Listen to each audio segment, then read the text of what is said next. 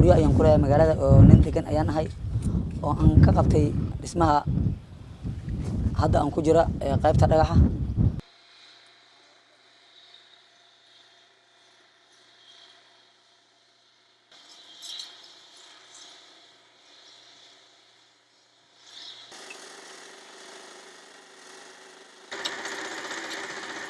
dhagaxa gacanta lagu jira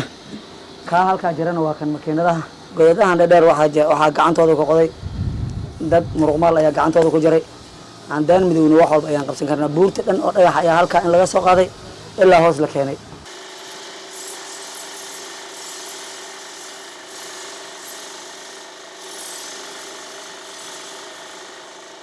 magacaygu waa Roble Barre Cilmi waxaan ahay maamulaha shirkadda Tawfiiq oo soo saarta dhagaxa qororka oo maalgelisa shirkadda ka qaybteeda Kemis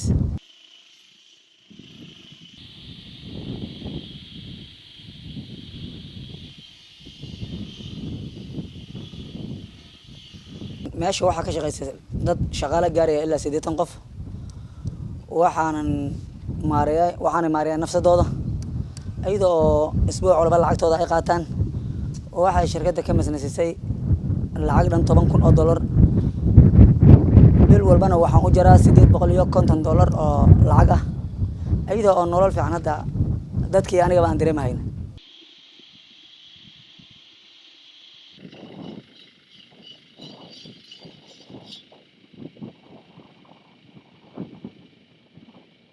shaqo yar ayaa shaqo weyn lagu gaaray Soomaalidu tiraahdaa waxa aan jeclaaday in intii bicnaha bal shaqadii kale aan helaya walaalahay aan la sii shaqeysto marka inaan buris aan wax ku jibay dhagax aan ku jibay yaan ku kalsoonaa intaan dibid aadi lahay marka walaale shaqadu waa sharafta ragga nin aanan muruqiisa maalin sidoo rabo ma helo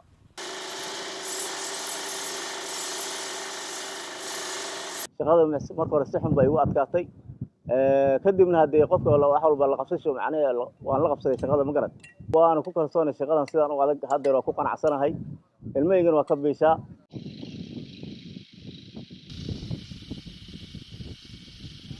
wallahi hore waxaan naga soo shaqeyn jiray qaybta muruqmaadka ee dhirta dadka dhuxusha jaranahay kadib waan iska dhaafay 2000 ayaan bilaabay dhagaxa shaqadiisa ilaa hadda waan wadaa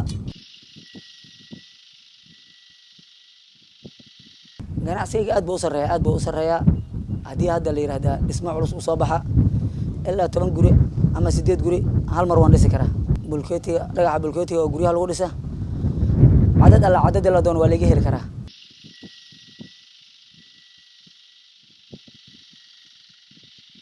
waxa ugu abuurtay inaan Kemis u taga markii dadka meesha jooga cadadooda iyo wax soo saarkooda aan arkay yaan shirkadda Kemis codsi aan u geystay codsigana way iga aqbashay wallahi shaqadan wax soo saar aad u tiro badan aan ka qabtay guryo ayaan ku leeyahay magaalada oo nin degan ayaan ahay oo aan ka qabtay dhismaha hadda aan ku jira qaybta dhagaxa hadda nolol taa ka sii fiicanna waan iigsanahay oo hadda shaqo abuurkii aad baan u sii wadaa